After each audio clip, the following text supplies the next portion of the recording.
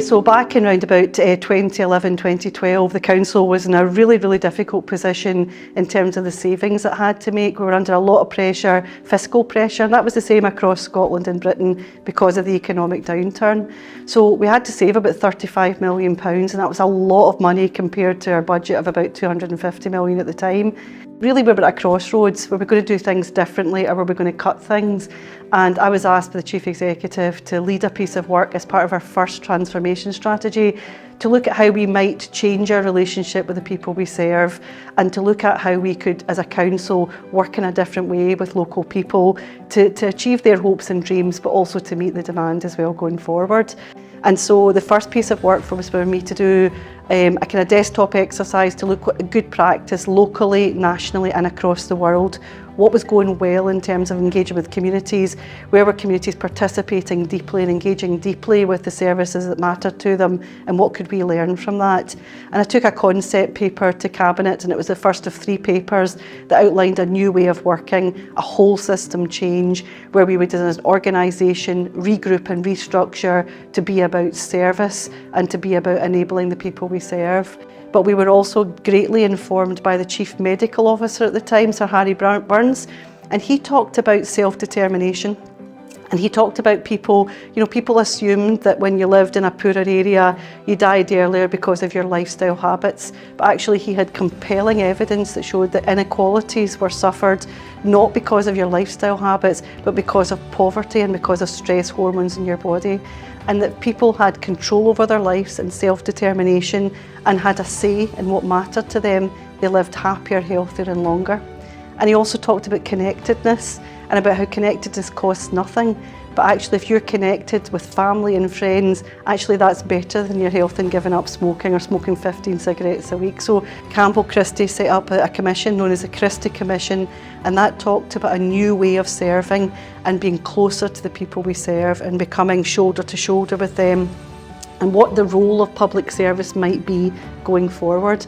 And that gave us a brilliant strategic underpin. It was a groundbreaking piece of work, the Christie Commission, and at the time we realised in East Ayrshire that we wanted to grasp this. So we spent 18 months of deep engagement in darkened rooms with communities wherever they would meet us, and we asked them what they thought of us as an organisation, what they could do for themselves going forward, and what they really cared about in their community, what they thought we should be doing and our partners should be doing, and how we could work differently together in the future. And those were hard conversations. So we listened intently to the communities we served, and we spent time, really good time doing that, and we promised that they would hear their voices back, and that whatever we designed going forward, it would be with them and not to them. And we pulled out the main things that people told us, and then from there we designed something that was absolutely based on best worldwide practice, but most importantly what people wanted us to be in the future and what they wanted us to be for them now. And we called it Vibrant Communities, and we didn't say it was part of the council. It was really important there was no council logo on it. We wanted to blur the edges between the people we serve and the services that they receive and the enabling service that they received. And people ask, what difference has this all made? Well, I do think we've gained trust, and we know our communities much better, they know us better. The Vibrant Communities approach, and I would call it that, started with that small group of people, but we soon started to bang up against the kind of hard edges of bureaucracy and other parts of the organisation. And I'm not being critical. All local authorities, all public sector is set up in a bureaucratic way because they spun out of the war and the work that Beveridge did post-war in terms of what public service and NHS would be. But that was a long, long time ago, and now we're in the 21st century, and what we need to do is flatten those hierarchies and let people work in an adult-to-adult way with each other. So it's been a brilliant approach, and it's attracted interest from all over the world. But it hasn't just been about East Ayrshire saying, we're the greatest. It's actually been a new way of delivering public service, and we hope others will do the same, and we know that that's starting to happen across Britain. Vibrant Communities approaches that are fit for purpose and for communities, it's not a lift and lay, are appearing in other councils now, and actually people realise it costs less, workforces are happier, but most importantly people feel as if they're being listened to and served. Vibrant Communities is changing lives. We support volunteers, young people, families, employees and local communities to achieve their aspirations. We offer specific support to individuals, groups and communities to enable them to develop and achieve their goals. Working together, developing partnerships, identifying opportunities and connecting the dots ensure our communities, citizens and employees realise their full potential. Underpinning this is our determination to engage positively to identify what matters to you, our residents.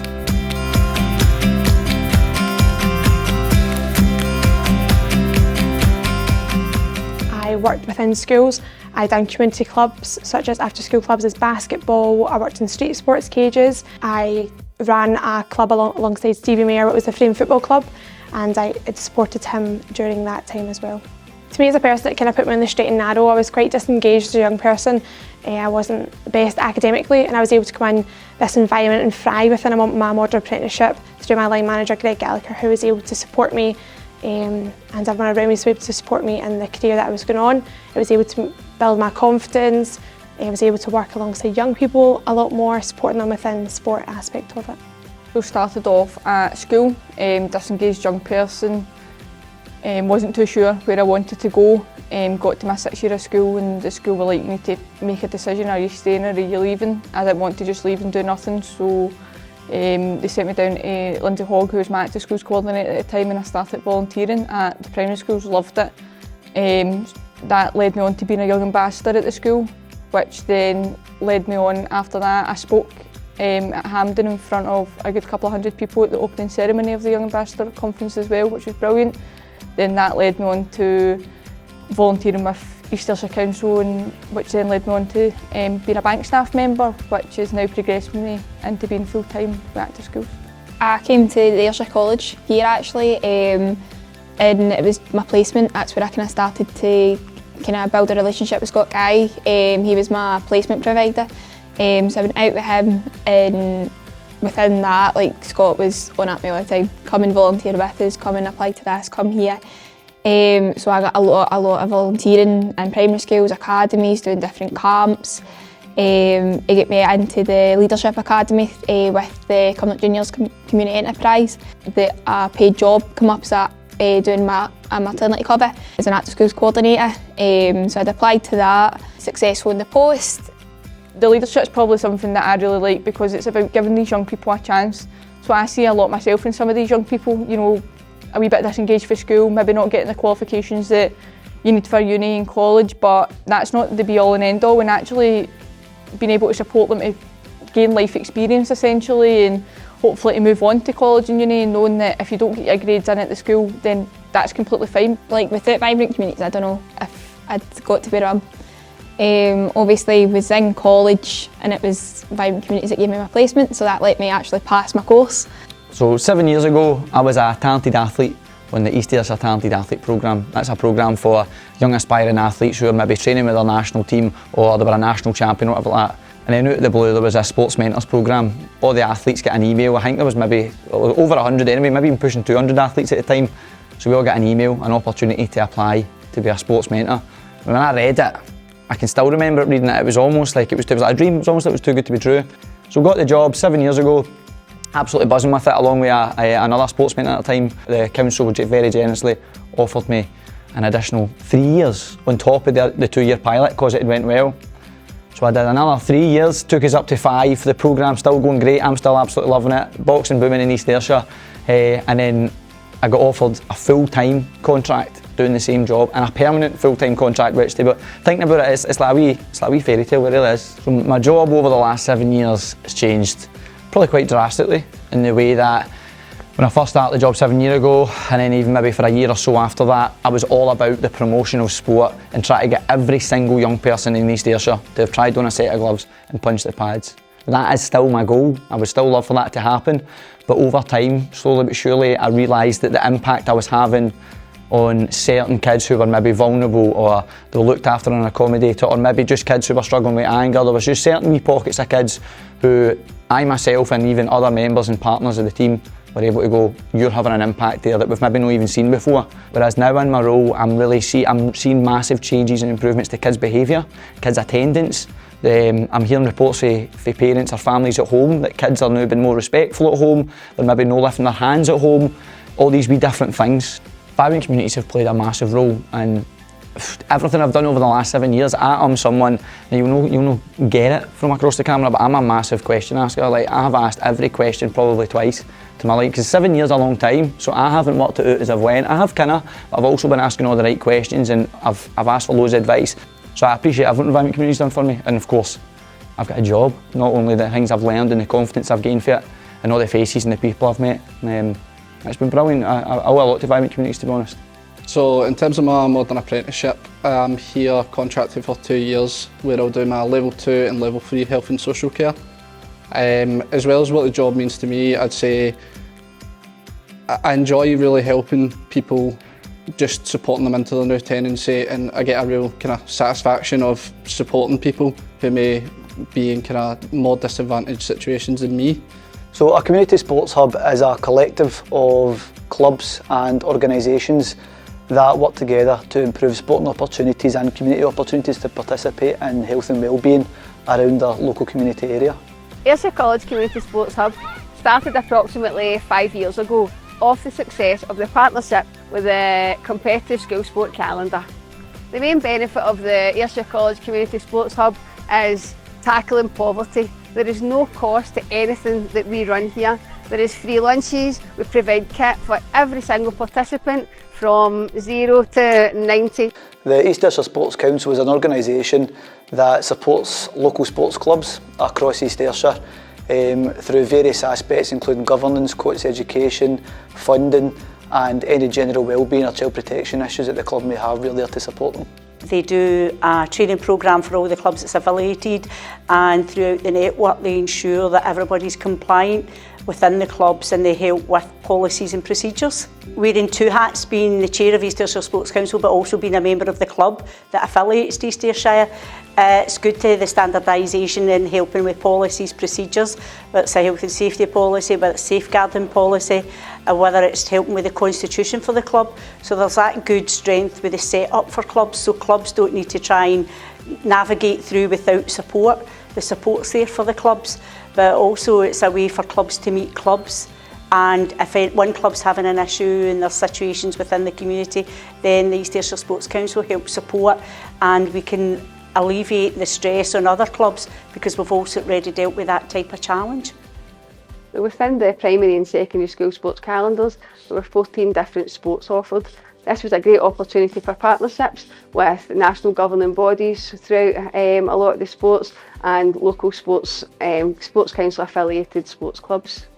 So the sports calendar provided a great opportunity for young people within East Ayrshire to try out new sports clubs. The great opportunity with the local sports clubs as well, when they were so heavily involved with the calendar, they seen their membership increase as well with the partnership there. We also had within the secondary feedback from Ayrshire College to say that they had students coming from Doon Valley coming up here, and they're now current students because they took part in the competitive school sport calendar events. The Talented Athlete programme is part of the division of the East Ayrshire Sports Council. It was devised to support athletes across East Ayrshire who really show that they could develop and have the potential to compete at a high level within their chosen sport. With the Talented Athlete programme, we've luckily enough from East Ayrshire had athletes that went on to compete at both Olympic and Commonwealth levels for Scotland and United Kingdom or Great Britain. We've also had a number of athletes that have won the national championships at their chosen sports. The impact that the Talented Athlete programme has had is to support the athlete development. They've received both financial funding and gym passes as well to support their development. The benefits that talented athletes received have been funding, which is split into two strands.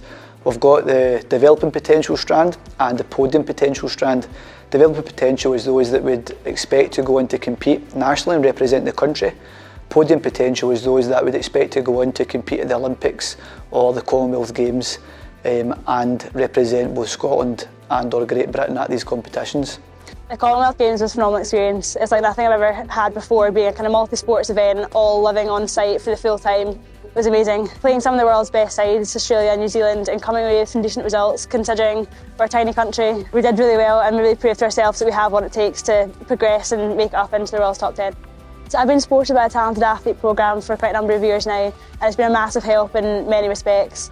Having a gym, a great facility such as the Galleon to come and do my gym sessions, pool recovery, it's got it all really. It's amazing to have that at my fingertips to be able to use whenever I need it. Also having the financial aid is always helpful. Hockey's not a very well funded sport, so having the kind of assistance for camps, training, equipment is massive, and it just takes that pressure off, especially whilst trying to study and work and all these things. I've been on the Talented Athlete Support Programme since its very first year, I'm pretty sure. So I think it's been a good 16, 17 years we've been on the programme.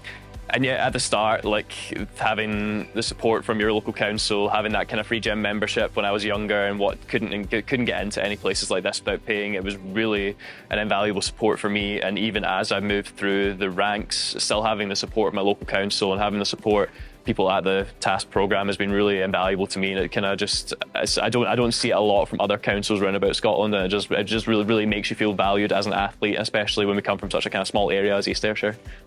So Vibrant Communities have been a big help and support for the club from the early days when we were just building up, and the rebuild from COVID as well. They were really supportive in keeping the club going and helping us.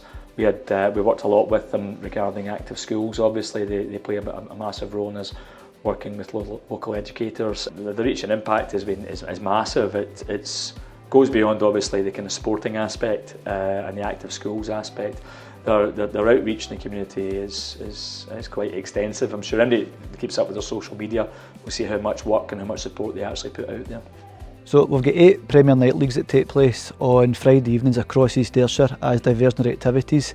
They come along for 2 hours, take part in the sport in the evenings, which keeps them off the streets. We sometimes get some professionals in from the police or fire service to talk to them about drug and alcohol abuse or fire raising, depending on what time of year it is, to really try and put a preventative approach on it rather than a combative approach to diversionary activity and antisocial behaviour.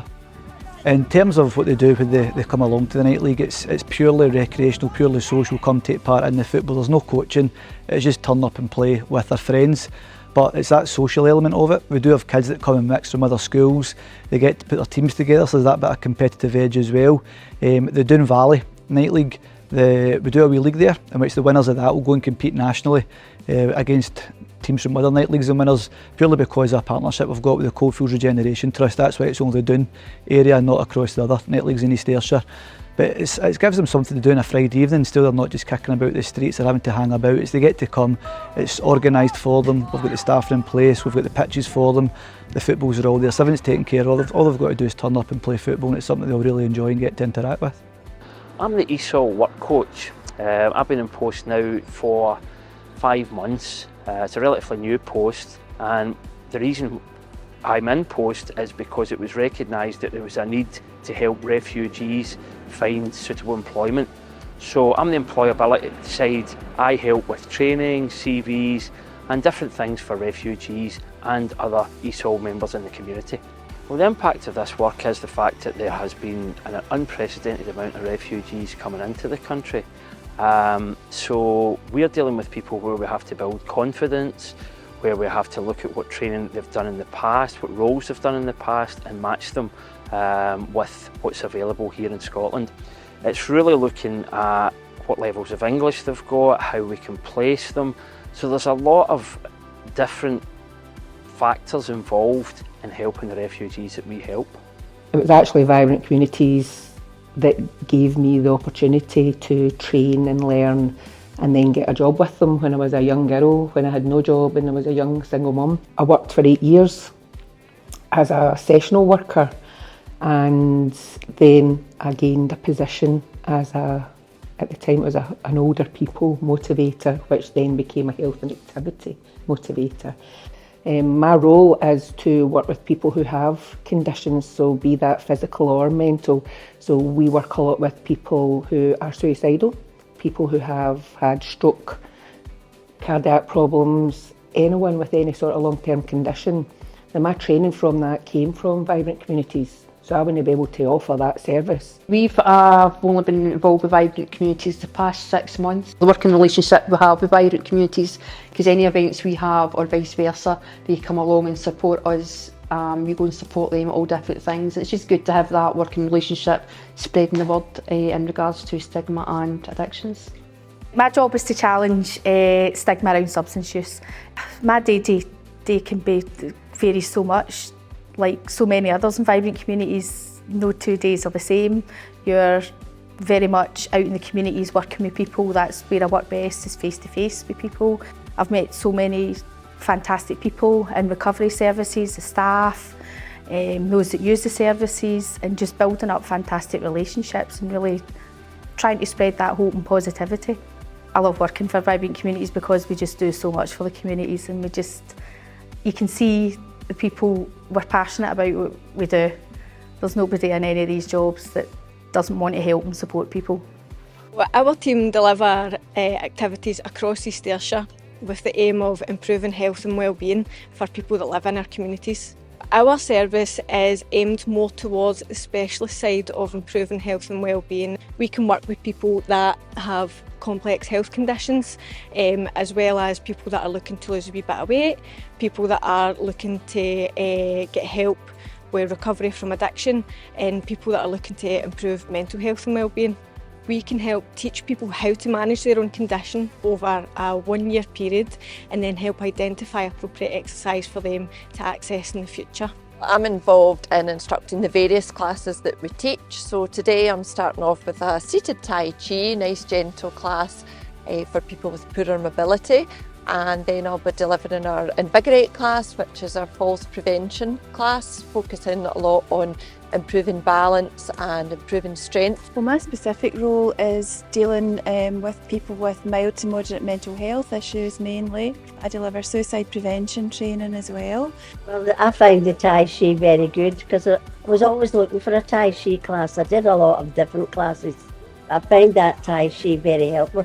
I do feel my body sort of bounces up on a Monday. I just wish I could do it every day. I've been out gardening and I fell in the garden and I was referred to this class by the doctor, and it really helps me. And meeting people, it gets me out. I enjoy it. Once I get back up on my feet and get out, I get referred here. It's been really rewarding. It's socialising, and it's like exercises you wouldn't do at home. It's actually showing you a way of keeping fit. I was referred because I had a heart attack. From that I've ended up at the heart fitness class, and I can't speak highly enough of it. It's so good for your mental health, never mind your fitness. It was really fear of exercise because I'd had heart attacks and I was getting continual angina.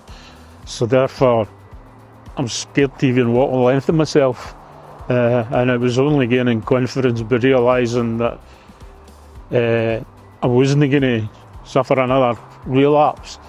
That although I was still getting the angina pain, I could still exercise safely, stopping if I had to. And the confidence just developed from there. I've learned that exercise and mental health are all very much interlinked, and it is superb for your mental health because there's mornings before you get it, you just can't be bothered. By the time you've done that hour's exercise, you feel so much better. Well, the Way to Go programme is a kind of weight loss programme, but it's also designed to have an emphasis on being healthy as well.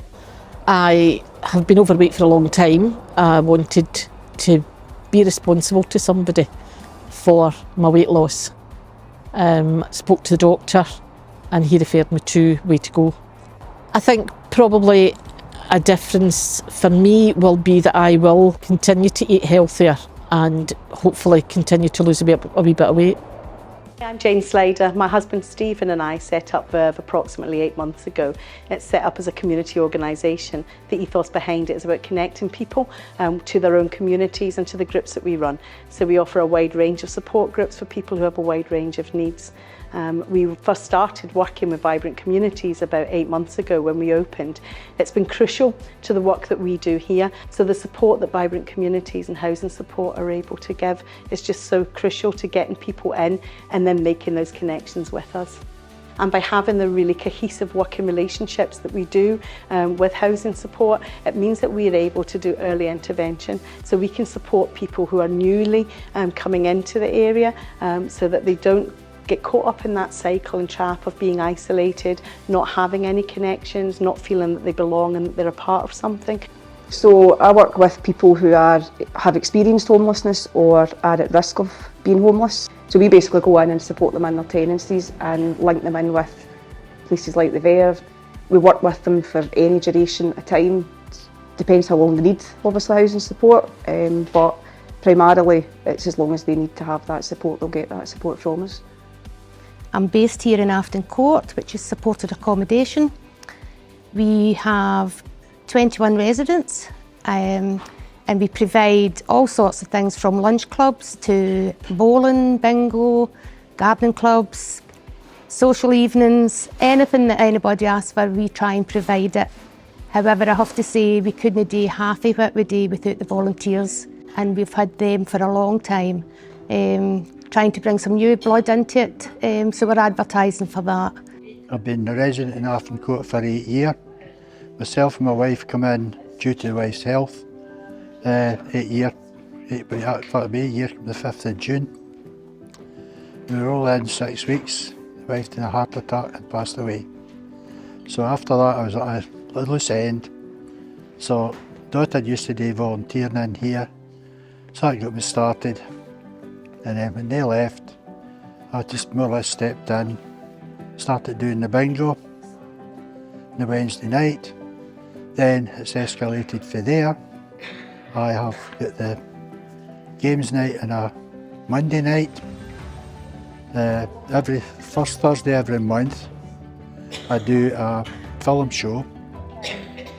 Friday nothing. Saturday night, so every second Saturday night I drop in from 6 till late where they can come along, have a cup of coffee, cup of tea, a blether, and it just keeps me busy, it gets me out of the house. I do it. Now I've got the gardening club now. That's 4 years we've either been runner-up or winner. Won it twice, runner-up I think 3 times. So that's keeping me busy through the summer. If you're fit and able at all, doesn't matter how much, get out there and volunteer. It gets you out of the house. There's nothing worse than sitting being lonely and nobody to talk to, other than just the 4 walls of the television. We predominantly are working with young people and families, so the Home Link workers deliver an eye lunch over the holiday periods, so Easter, summer and October. They do different sessions. Sometimes we have some partnership agencies that come along. Today we actually have the campus police officer for the Grange Education Group. In the past we've had Kilmarnock Football Club, Centre Stage, and we do different activities, fun activities that all the families can interact and join in with. I've been coming 4 years now. My oldest, Daniel, who's 7,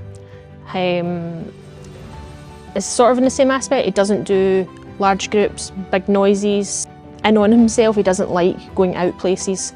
So this for us was the social aspect of it, getting out places, meeting new people, learning how to interact with other kids his age.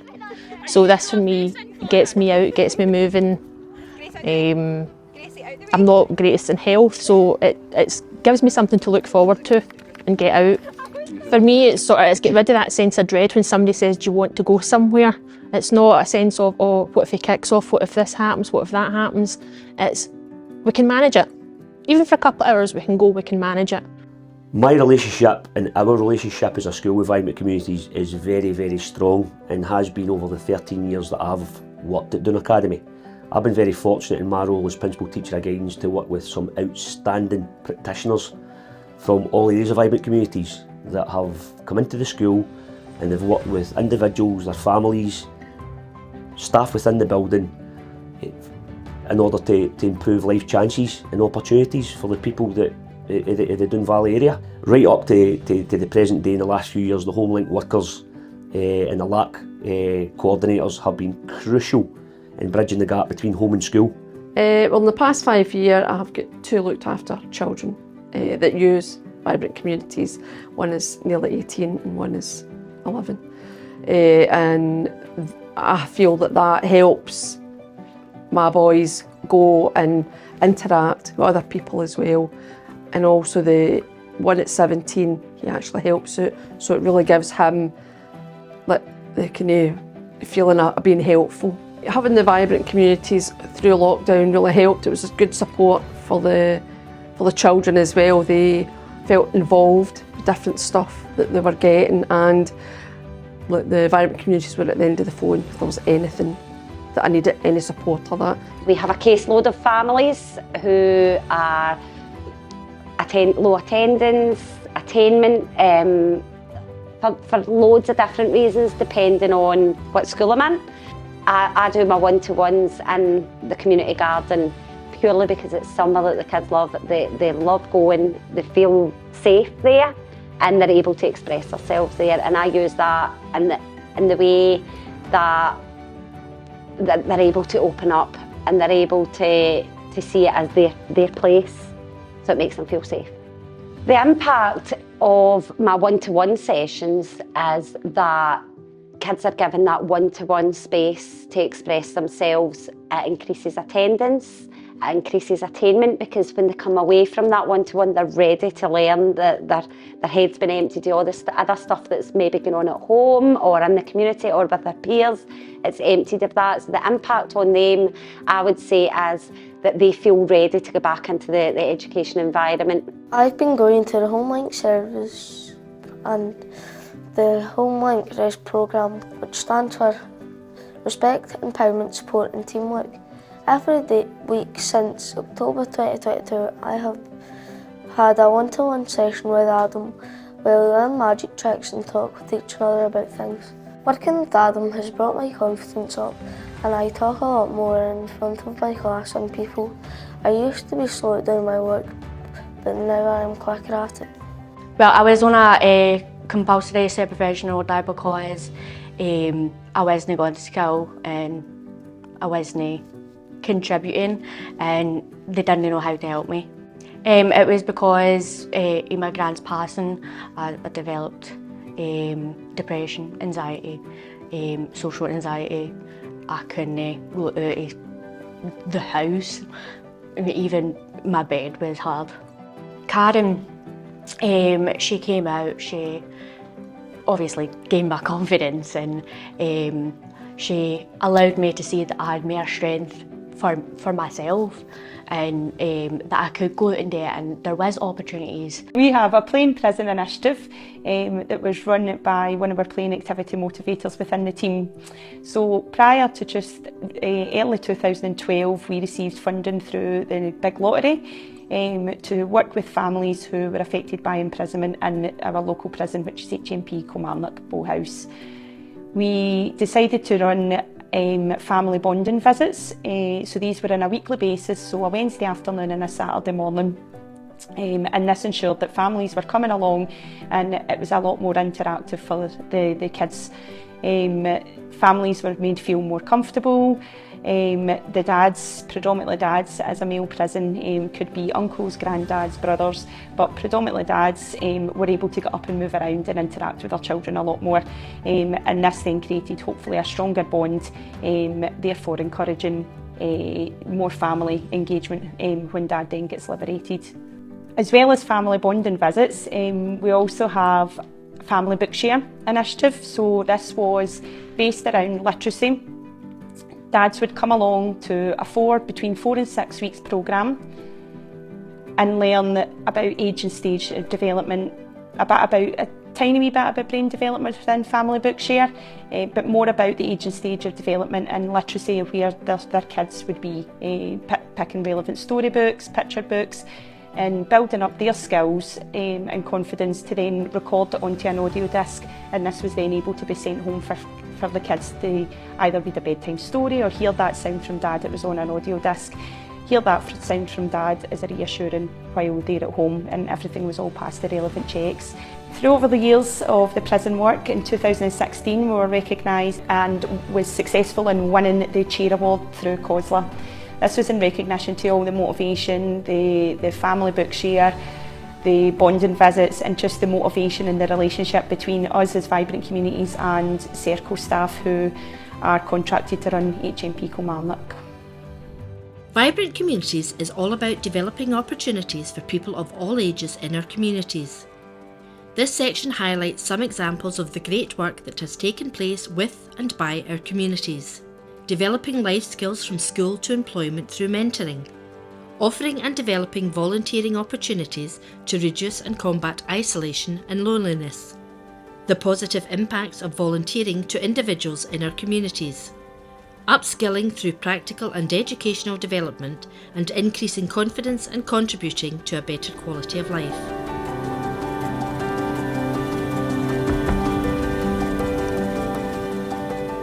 So as a mentor development officer, I'm based within different schools across East Ayrshire. Currently I'm in Robert Burns, Grange Academy and Kilmarnock Academy. In these schools I kind of work period 1 to period 7, doing a variety of one-to-ones and group work for a whole host of different things, anywhere from positive choices straight through to self-esteem. I would easily tell you I've got one of the best jobs. So the biggest benefit is you're with the young people for quite a chunk of the academic year.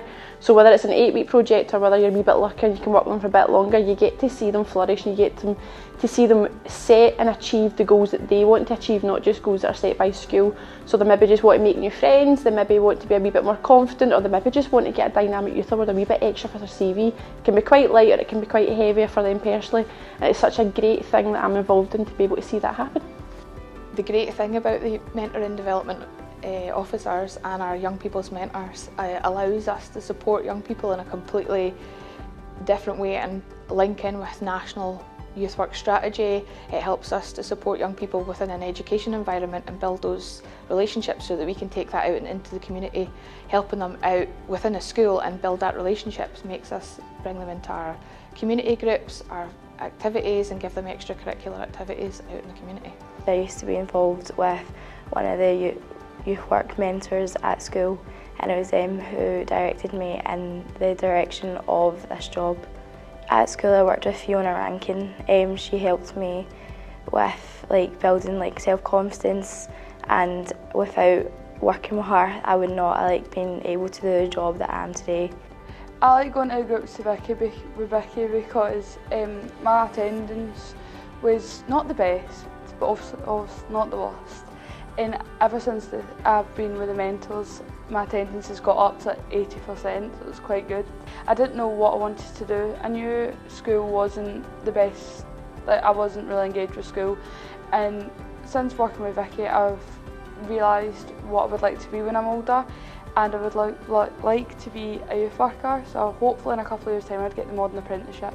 So our Children and Young People's Cabinet has been so influential in East Ayrshire. Straight after 2018, part of the work that they did was that they asked East Ayrshire Council's Cabinet for permission to have their voices heard on absolutely everything that involves young people in East Ayrshire. It's been so influential that it's changed our work. As part of my role as chair, I get to co-chair community planning partners meetings with other heads of service within East Ayrshire, and it's allowed me to greatly improve my confidence. Absolutely has. It's given me the opportunity to have youth voice. As I say, youth voice is an absolutely fantastic thing, and it really, really does matter. And it's given me the opportunity to express youth voice on behalf of everybody in East Ayrshire. So I think since 2018, when the Year of Young People happened, and I got involved through the youth conferences, so they were across East Ayrshire, but particularly in Kilmarnock, and I was invited by my school to go along, and I met the fantastic youth workers like Heather, and got involved through that, and learning more about youth participation. I was quite young at the time, but I was really interested in making my voice heard because I'd done some stuff within school for that. I now do a lot of national work, so I worked on Young Scots Health Panel for quite a long time, and worked with the Scottish Government on alcohol marketing reforms, particularly big projects. But what was fantastic about them is I used my knowledge and experience and confidence I'd gained from the Youth Cabinet in youth participation at local government, and implemented that within national government. So I started back in 2018, which is quite a while ago now. So it all started from just getting an opportunity at school to have my voice heard in a little action group, and then I got noticed for some work I'd been doing in school through the Peer Poverty campaign that just started in 2018. So at this point it was quite small, it wasn't too big of a deal. Like, I got to go to the You're the Young People Awards ceremony and then actually won Enterprise Champion from just some charity work that I'd been doing on my own. And then because of the cabinet, I was able to get more involved in different issues. In 2020, I got my Young Scot Award for my work in peer poverty, and it was Heather who came up to me and said, "Paige, I really think you should be a member of the Scottish Youth Parliament." So it was late 2021 that I got elected. Done a lot of work surrounding the environment and climate change. I've been part of the Member Officers Working Group, and I was also involved in a local champions project, which was funding from the Scottish Government to tackle climate change in our local area. And I've also been part of an equalities group, and we organised an equalities forum last year, which was intergenerational between the people of the Young Cabinet and some older people. I do a lot of youth work outside of the Cabinet. I'm involved in an anti-sectarianism group. I'm also a young carer, so I'm very passionate about that. So in the next couple of years, I'm hoping to sit my exams and then go to university. I definitely think that the Cabinet will look great on my personal statement, if I do say so. And I think it's helped me know what I want to study at university. I went to go and do law, and I think standing up for people and knowing your rights is definitely a big part of Cabinet. So I am Natasha Torbett. I am a team coordinator for the Life Skills and Inclusion team within Vibrant Communities. I oversee our adult literacies provision, which is with the Essential Skills Service, and I also oversee our Multiply provision, which is our numeracy First Steps courses. So our adult literacies provision has been going now for over 20 years. It started off through a national campaign called Big Plus, and that was a national campaign for Scotland where all the 32 local authorities was able to obtain funding to provide supports in their communities for reading, writing and numeracy for adult learners. And that was how the Essential Skills Service was born. Fast track a number of years, and now within Vibrant Community Service, our Essential Skills Service now sits within the Life Skills and Inclusion team, and we've grown and we've developed over that time. So we provide one-to-one supports to adult learners, and we also provide group hub-based supports in the community across East Ayrshire. We target adults who are 16 plus. It's a service that is completely free, it's confidential, and most importantly, it's learner-centred. Well, I've been doing it now for the last 11 years, and I first got involved. I started doing computer studies, and I was teaching a class there, and I saw the leaflet for adult literacies. And at the time, I hadn't realised just how many people needed help in basically reading, writing, and arithmetic, as it used to be. And that was where I first got interested in it. So I did my training in the November, and I got my first learner in the April the following year. I get to meet new people. There's lots of interesting things going on. There's extra training sessions throughout the year, so I learn lots of new things as well and have different experiences. I'm not the type of person that can not do anything. I have to keep busy, so it really benefits me, giving me something to do and feeling that I'm sort of contributing back to society at the same time. Well, in my particular life, I was a driving instructor. I've now stopped being a driving instructor because I enjoy doing this so much. Trying to teach people to read becomes difficult when you're trying to find different groups of people. You maybe start with somebody, you have to start right at the very, very beginning, and you're looking at the phonics of things. And then you maybe go from that up to a situation where somebody who can read a bit, but you're trying to get them to maybe read a book. They go away with a smile on their face that they've picked up something. You never try and let them go away that they haven't learnt something. And that's what I look for at the end. Every time I finish a class, somebody goes away, they go away with a smile on their face and they've learnt something. Maybe a tiny, tiny wee thing, but that's enough. That's fine for me. So during COVID, I actually applied for a more permanent role within the team, and that was a family literacy worker, which I really, really enjoyed. And that is now into the essential skills worker. And I also applied for a digital literacy worker, so that's now my 2 roles within the team. So digital is really, really interesting because it's so applicable to today's world. We have so many within our community that really struggle with their digital literacy, and that could be anything to turning on their laptop to using their mobile phones. This really adds to stress within their life, and it costs them money as well. So as a digital literacy worker, I try to encourage digital literacy, and we also help many getting devices, because that is a big problem within our community, is they can't afford devices. So during the first year of myself in the role, we managed to get 60 devices from Connecting Scotland, which we dispersed during the height of COVID, so that was really, really rewarding. I'm now as Essential Skills worker within Multiply, which is a government fund from the Shared Prosperity Fund, and Multiply is all about maths and encouraging maths, money knowledge within the community, and to help them understand basic things like banking and even shopping, and because math is everywhere, and if you struggle with maths then you struggle within your life. We've also been fortunate during the last 10 years to have had funding through the Scottish Government for the Scottish Attainment Challenge, and that allowed us to provide a family literacy provision within East Ayrshire and a youth literacy provision within East Ayrshire.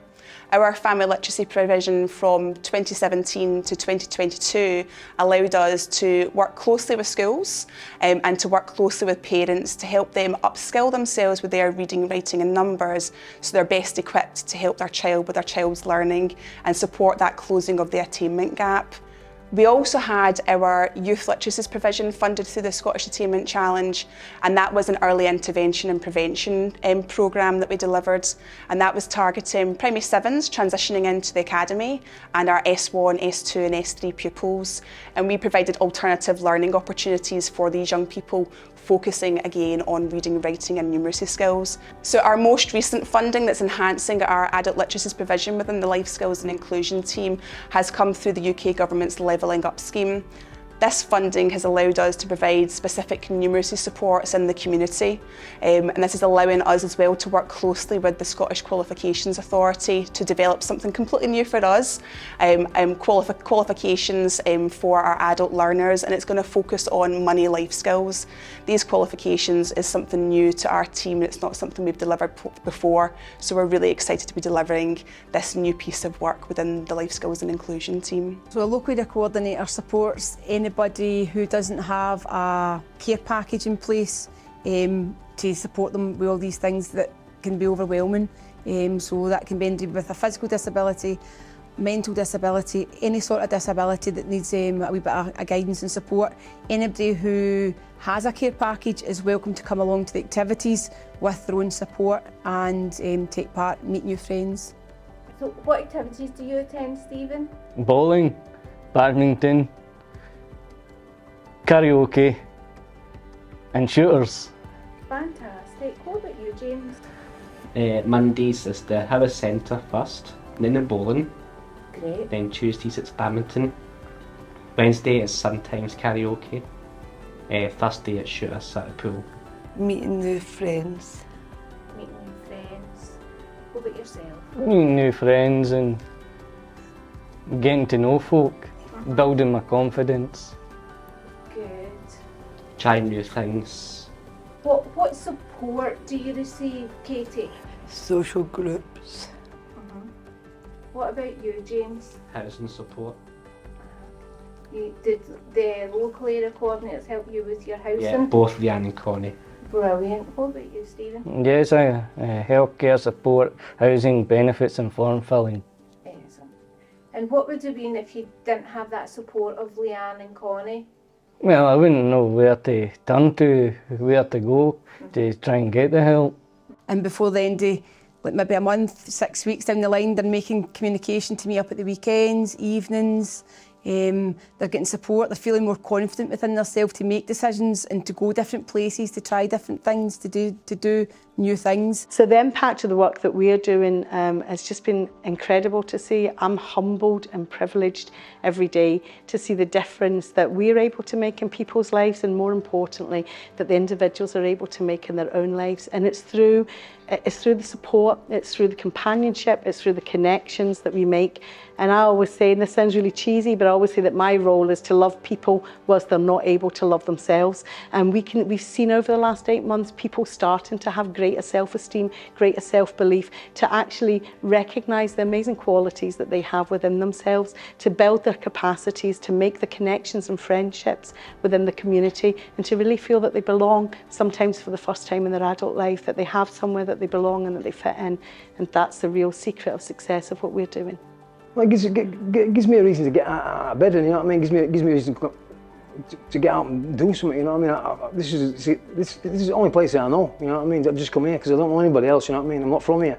So, I come here. I'm made feel welcome. You know what I mean. Every time I come in, fantastic people. You know what I mean. So I feel it's made a massive difference to my life. You know what I mean. I look at life more positively now. I attend the Verb. I came here 8 months ago.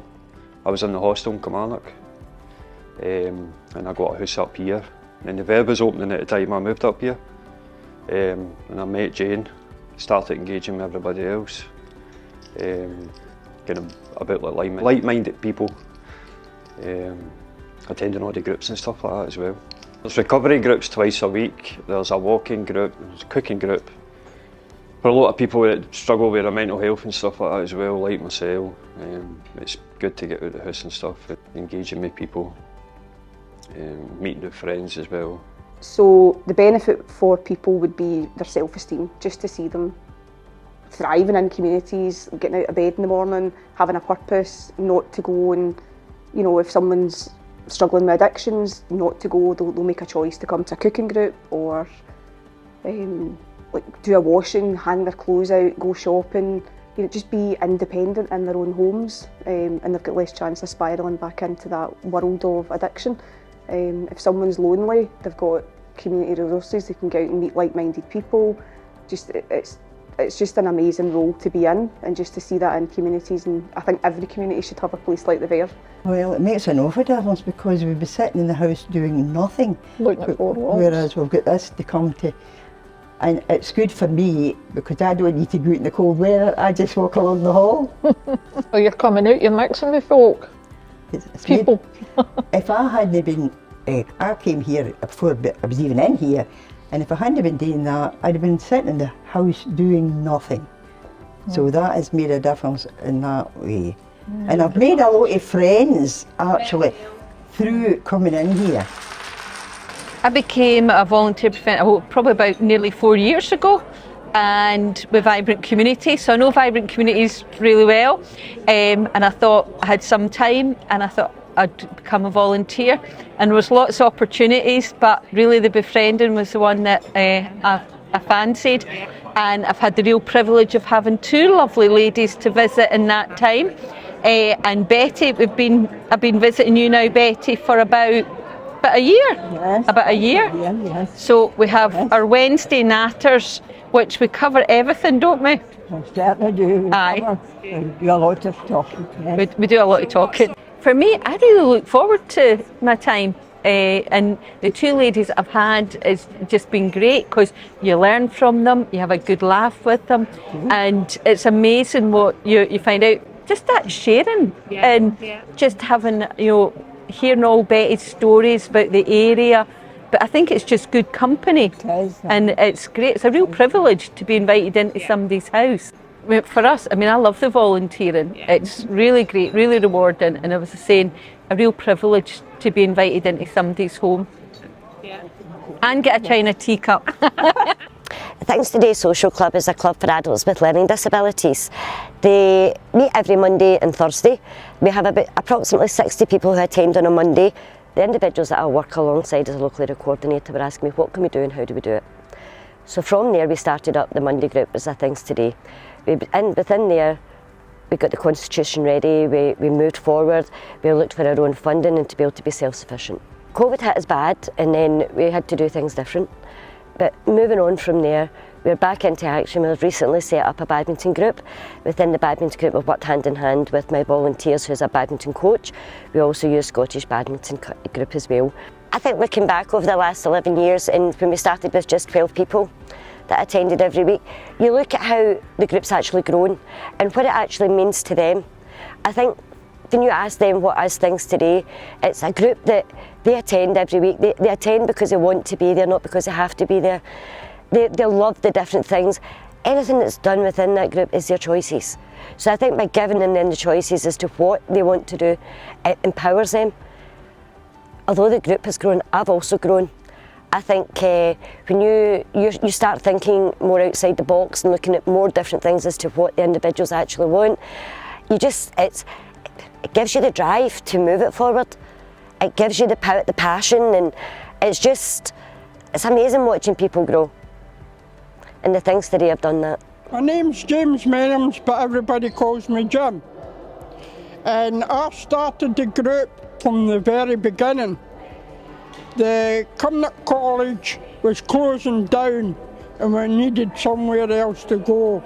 So the late Hugh Robinson, Maureen and David started a wee group up to Things Today, and we started to join. So all the people from the college all started going. My name's Sue McNeil. I got involved when I had my own house up there. Stuff happened. I was housebound. It's made my life a big difference because I was too scared to actually be at the house, but now I'm at the house all the time. We moved up from London and was just talking to a few people because there was nothing like this in London, and somebody mentioned the Things to Do group. So we found out where it was and got in touch with Maureen, went and saw it. It's changed his life, it really has, because he had nothing in London. He used to be indoors all the time. Since he's been here, he's really out of his shell and he mixes with people and he'll join in with all the activities now, whereas before he wouldn't. He was a loner. Me to You is a project delivering partnership between Vibrant Communities, the DWP, Ayrshire College and local schools. Since the project started back in 2015, it's been helping local unemployed people who are identified by the DWP to improve their work readiness. Me to You is an 8-week programme. It comprises of 2 days a week volunteering within a school setting and 2 days a week at a local community centre working with Ayrshire College community tutors to complete 4 SCQF Level 4 and 5 qualifications. In terms of the volunteering element of the programme, participants are matched into a role which relates to the area of work that they'd like to pursue, and they're then mentored and supported in that role within the school setting by a member of staff from the school.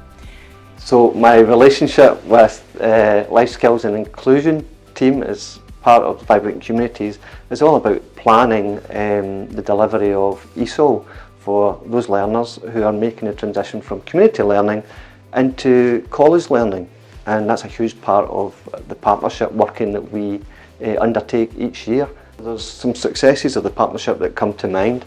I would say one of the initial successes that we had was a celebration of success, ensuring that we were inclusive of all learners, regardless of whether it was accredited learning and they were coming out with a certificate. That was important because we wanted to recognise the journey that people had taken, the fact that they'd crossed the door of the college, come in for formal learning, but we also wanted to recognise the immense power that takes place in the community, where it may not be formalised learning, but they're still bringing in people and starting a journey that results in eventually making that step, that leap into formal accredited learning. So that was a huge jump forward for us. I think it's important also to state it wasn't just about that evening, it was showing that partnership working works. The journey through Vibrant for the English as a second other language is huge because one of the things is what we offer is community-based ESOL support to adults living in the community, from beginners for those who have no reading and writing skills up to National 2, and that's looking at speaking, reading, listening and writing. Partnership working is crucial to be able to bring all the different agencies and support networks around that individual for that holistic support. The learner is at the centre of the learning. Environment Communities, it's learner centred. There's no specific set time, there's no saying within 6 months, 3 months or a week, this is where you will be. Is working at that learner's pace and supporting them through their personal learning journey. Learners are at the heart of everything we do within our communities, and it's about the support of our partnership working that is crucial to this as well. Me to You has been an absolutely phenomenal course to deliver. It's really helping our learners develop in confidence, get qualifications, get experience, and a lot of that comes down to the success of the partnership working. So between the partners, the schools, the college, Vibrant Communities and the DWP, we can provide like a holistic support for our learners so that they're getting everything that they need from the course. The impact of the project has been huge. It's been really successful. Any feedback we've had from participants has been great. There's been increased confidence and many of them have secured work as a result of the programme. So I left school in, what year was it, 2015. When I was 18, had my daughter quite quickly after. I was still 18 when I had her. Was supposed to move to Edinburgh for uni, but obviously had a child instead, so that didn't happen. But then went back to college when she was a few months old. Done my business management, HNC and HND. Then got into SRUC at Ayr to study my business management, to go for my honours degree.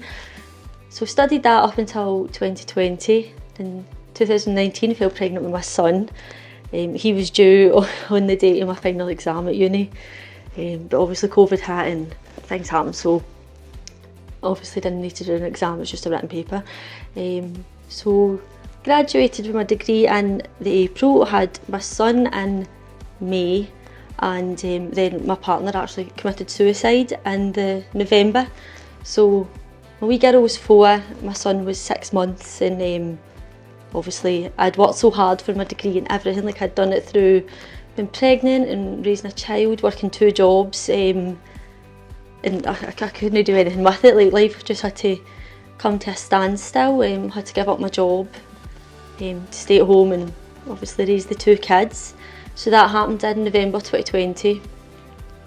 Then obviously it was about September last year that we were kind of introduced to the course. I just thought, no, I'm not ready. Like my son, he was 1.5, no, 2, just past 2. My daughter was then 6. I was like, I'm not ready to get out of this, being at home, just being a mum. But Rona off the job centre was like, no, I think you should go for it. Like you're more than capable, and life needs to go on, kind of thing. So I just went for it. I thought, no, we'll do it. What's the worst that can happen? Like there's nothing to lose. So done it, and I just feel like I've applied to go back to uni to do my teaching degree to then eventually become a business management teacher. Fingers crossed. And it just gave me so much confidence to go for it now, because I was going to put it off for a couple more years. I'd kind of plucked up the courage, but I'm so glad I went for it. It's gave me a life back that's not just mum.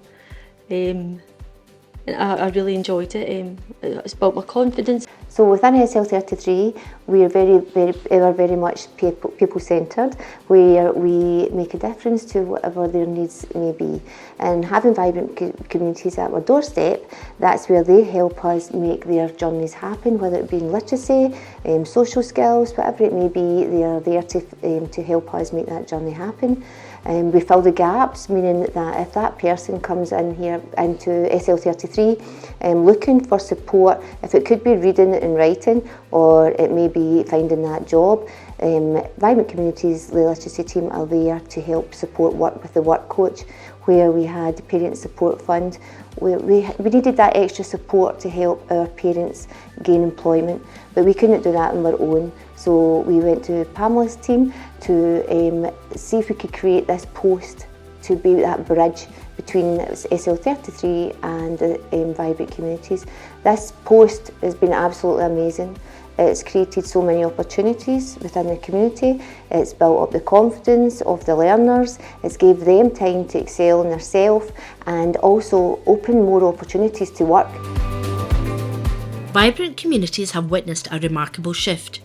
Instead of focusing on deficits, we embrace the strengths and talents of our residents. Asset-based community development has become the catalyst for change, inspiring our communities to rise together. We've invested in ideas, dreams and aspirations nurturing them into thriving projects that tackle social challenges head-on. Relinquishing the control that communities believe the council has and empowering our communities to take the lead, we have seen that this approach has created a ripple effect of positive impact. Our neighbourhoods have become vibrant hubs of connection and collaboration, and we would like you to share in some of the outcomes of this approach.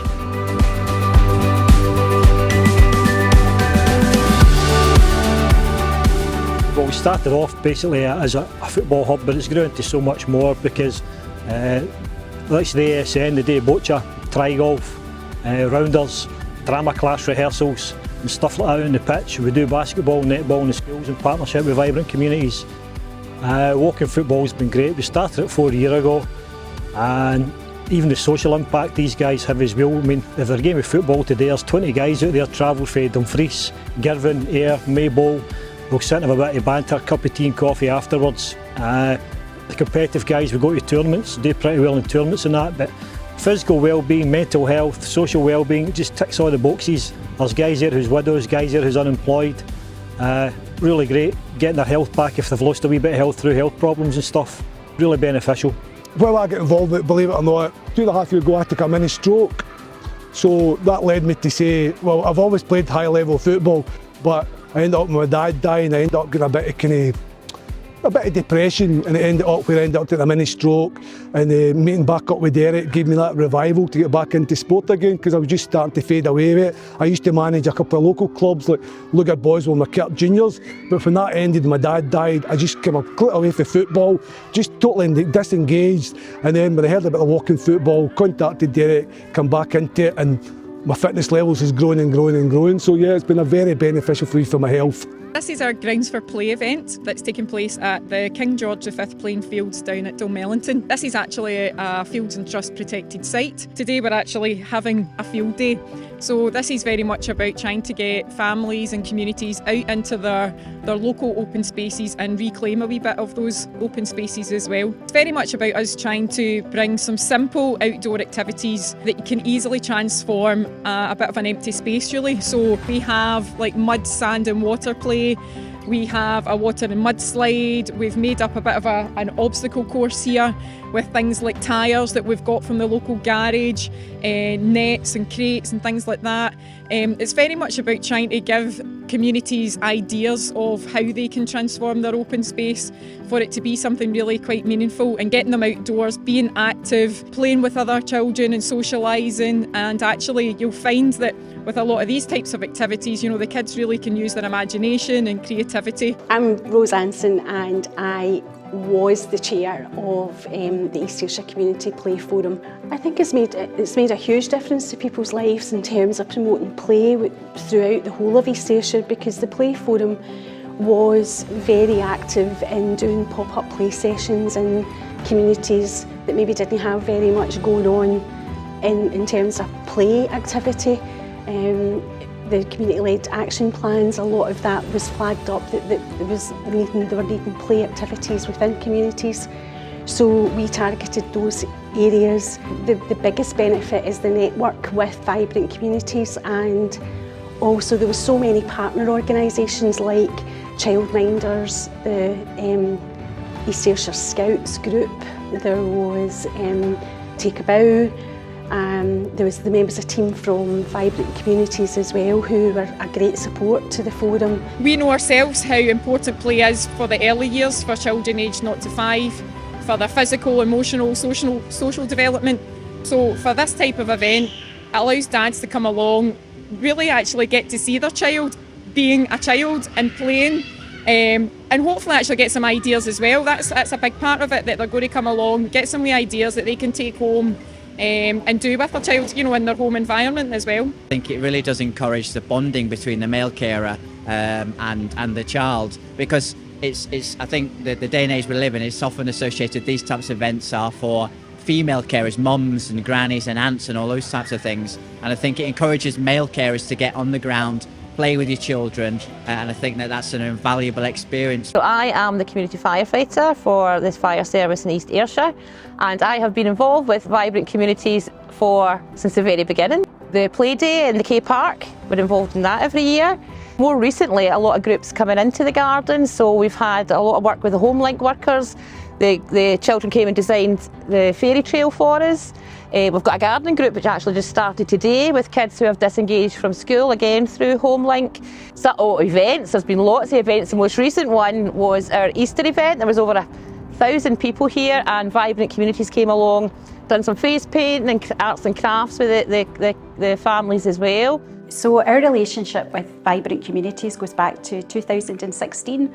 So the Improvement Service launched a series of leading practice events, and we wrote out to all local authorities to ask them to come forward to host an event with us, and we were really interested in work which the local authority was particularly proud of, which was demonstrating impact at a local level and which they felt would be of interest nationally to other local authorities. East Ayrshire came forward and told us all about the Vibrant Communities approach. We were completely wowed by what the council was doing and asked them if they would be up for running a joint event with us. So in December 2006, we ran a joint Vibrant Communities conference in Kay Parish Church in Kilmarnock. I still remember, to this day, we had a packed hall. We had delegates from local authorities across Scotland, including chief executives and elected members. We had partner organisations there. We had officials from Scottish Government, and there was a real buzz and energy in the room. Everybody in anticipation of finding out more about the Vibrant Communities approach. And during the conference, colleagues talked us through the whole Vibrant Communities journey to people-powered transformation. And we also heard across the day from many vibrant voices of people who'd really been integral to the journey, and that was council colleagues, partners, and also, and most importantly, the community, just telling us what Vibrant Communities meant for them and the impact it was having on their lives. I think it was the level of engagement that was taking place with communities and the way in which communities were involved in delivering services. So the Community Empowerment Act had just been passed in 2015. So we were busy trying to get examples from across Scotland of community empowerment in action. And when we spoke to colleagues from the council, it was as if you were bringing the Community Empowerment Act to life. And we were hearing examples of what was taking place, the level of engagement, the services that were starting to be delivered by communities, and we thought there will be so much interest in this because we hadn't picked up those examples from other local authorities that we were working with. Christy is absolutely at the heart of the Vibrant Communities approach because, as we've touched on, it's based on partnership working. It's really about public services co-producing sustainable solutions with local communities and with individuals, very much taking a people-centred approach, and at the heart of it all is a real focus on prevention and early intervention, and a drive to try and tackle inequalities across the area. Prior to Vibrant Communities being started, I worked in the council's estates team, so we dealt with kind of groups who are wishing to take on properties. In the past, it was probably more of a reactive approach, but I realised that we weren't always supporting groups, the best way we could, and that there was perhaps a need for a bigger kind of joined up kind of piece of work. With Vibrant Communities being formed, that gave us the ideal platform to bring the different parts of the council together. I suppose the initial reaction when we were speaking to groups was a bit of fear and kind of concern about what was going to happen. I think maybe at first they thought this would be too much, for them to take on. It was a lot of responsibility. So it was very much working with the groups, understanding the stages of the process, really listening to their kind of fears and concerns and what supports we could put in place and how we could change our process or our approach to support that, which was probably quite new. And I think being in Vibrant Communities enables us to do that because we really had to listen and adapt and change the forms of asset transfer to suit both the groups and to suit the properties. And it was very important that we were transferring assets to the groups and not liabilities. We really didn't want to set the groups up to fail. I think while we were going through the process, I think we always felt it was quite important to get, an asset transfer kind of approved early on, just to show that the art of the possible to groups. And we worked with a lot of groups to do that, but then it was almost using those groups to talk to other groups. So don't just take us as officers' word for it. It was building that support network where they could go and talk to other organisations to hear from them, you know, what their fears were and how they were able to overcome them. I think for us as a council, the outcome kind of 10 years on, we've now got over 60 kind of asset transfers being run and managed by the community groups who can kind of determine their own priorities. We're often asked, how do you measure the success of the asset transfer? And to me, you go into the buildings or you go to the facilities and you look and see how well they're being used. That is the measure, you know, of success.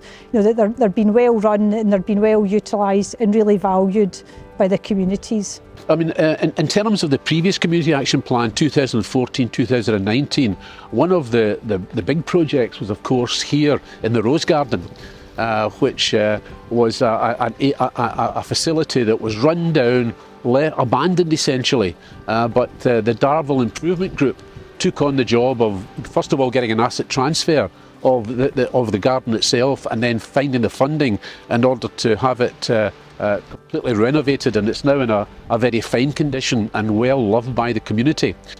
In the 2020-25 Community Action Plans, there was a significant number of projects that have been taken forward.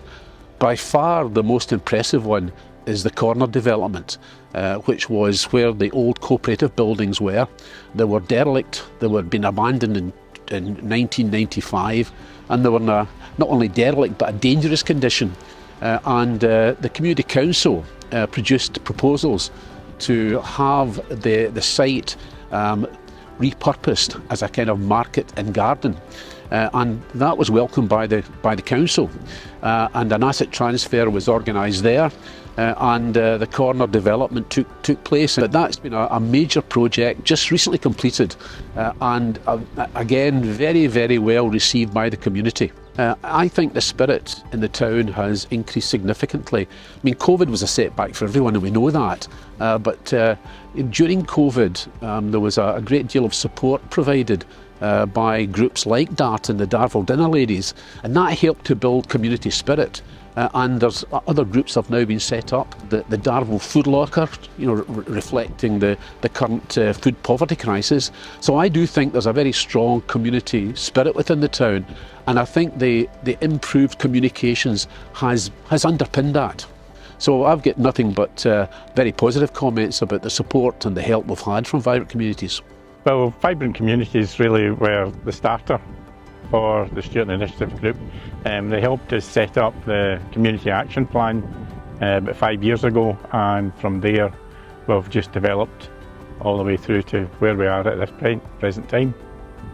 Yeah, I mean, with the lottery specifically, they were instrumental in getting us started, Arlene coming along to the first couple of meetings that we had, getting us in contact with the Darvel lottery people who I don't think we could have got this started without them.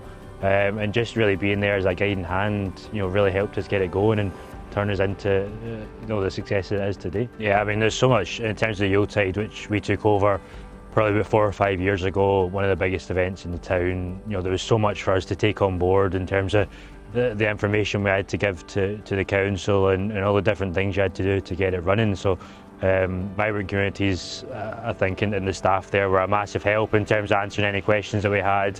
Any challenges that we came across, they were always on hand to try their best to help us out, and once again, I think without them we would have really struggled in certain aspects of it. It is always useful, I think, to have those people within the council that you can go to, because it can be a bit of a minefield sometimes for groups like us. There's so many different organisations, so many different people to deal with, and having someone that's able to tell you exactly who to talk to or what they need, it can save a lot of time. And when we're a voluntary group, like we are, I think that can be invaluable sometimes and save us quite a lot of work. Yeah, the action plan gave everyone a vote on what they wanted to achieve, and one of them being the green and environment around here. So the Hannison Woods was the big project, which no one was against it. Everyone wanted it to keep it in the community's hands. By about 2020, I think it was, the woods were up for sale. and we got together, or the Friends of Hannison was formed, and they tried to pull together to get an action group to try and see what they could do to purchase it for the community. So we started off, what do I have to do? So Vibrant Communities helped us with what we need to do to focus towards that. So we established that we need to get a legal status, collect legal status, which in balance became a SCIO, Scottish Charitable Incorporated Organisation. We then established that we would have to have a business plan to decide what we're going to do with the woods, how we're going to finance it in future. So Vibrant Communities helped us a lot with the business plan. Now that was achieved within about 6 months. There's a lot of help. It's just wonderful walking around. It is. When we started, it was poor roads and surfaces, but we've improved it as we've gone along. So it's a great project to work on because it's continually improving. I'm happy with it. I, as Vice Treasurer, I helped sort out the money aspect to this, so I'm happy to do my bit towards helping everyone around here. Well, being involved in the community and helping out in Hannison Woodland, so it's it's quite good for mental health and well-being basically. Projects that we've undertaken have been, the paths have been redone. The walkway over the pond, that's getting redone at the moment, and we're also getting a wildlife platform built. We're looking to put an outdoor classroom just over by the pond. In the future, we'll look to see if we can get some funding to carry that on. The Mills Regeneration started back in 2013. It was actually 2014 when it became a charity. The way it started was Vibrant Communities had put an advertisement in the local Kilmarnock Standard saying they was having a meeting about starting a community action plan. Vibrant Communities told us that they were starting these action plans. It was a new thing to East Ayrshire. It would involve the community, try and get back some community involvement, get the community working together, get your mills a better place to live. We ended up having a food festival, and this food festival became, absolutely amazing. Won awards, 2 different awards. It was the best food festival in Scotland and the best newcomer, and so it was quite a recognition just for a small town of New Mills with 3,000 people, and we got this Best in Scotland award. And Vibrant Communities has played such a big part in this. They even nominated us for the Queen's Award for volunteering in 2018, and it was a great achievement to get that award. Great achievement for your mills, and it's a lifelong award. The On-Thank Centre is run by a voluntary organisation for the community by the community. All volunteer workers that keep this place open. We really just due to open the after COVID talk, we go together and says, what can we do? Volunteer drivers, and the donations at that time that was coming in was absolutely amazing. And I mean, so we thought, Vibrant was getting bagging food, get these volunteer drivers out. And Vibrant Communities gave us a list of drivers that we could get. That's right. We contacted them, some were just volunteer working drivers in the boot, local, some were Killythorne, some were other, James Dillon, he came from Dean Thistle. We got a few, I think we had 12 staffing, and we made sure that 130 families, 130 families we fed, and then we had referrals in social work. Because maybe there was so many folk and maybe they were isolating and could we do anything, and that's what we're glad there was all about then. Let's not have only empty stomachs here. So for the next 10 years we need to build on this work. We're going to enter more challenging times in public service, and we really are at a crossroads for public service now across Britain, across Scotland. We need a new blueprint for public services. The ones that we have that Beveridge designed so well are no longer fit for purpose, And many of the systems that we have, as I've previously said, exacerbate inequalities. Vibrant provides part of that blueprint for the future. It talks specifically about power to communities and power to workforces and letting things happen naturally to serve, and really respecting that people's needs and ambitions and dreams change as time goes on. So I think Vibrant provides an excellent part of a new blueprint for Scottish public service. This is a movement of change. It begins with us, and we want to create a wider movement and a legacy that will become Scotland-wide. And I've no doubt that'll happen, but it'll happen for two reasons. One, it'll happen because we have the will and passion and aspiration to serve, or another is it will be forced to happen because the fiscal pressures will become so much that we will no longer be able to deliver what we were able to deliver in previous years.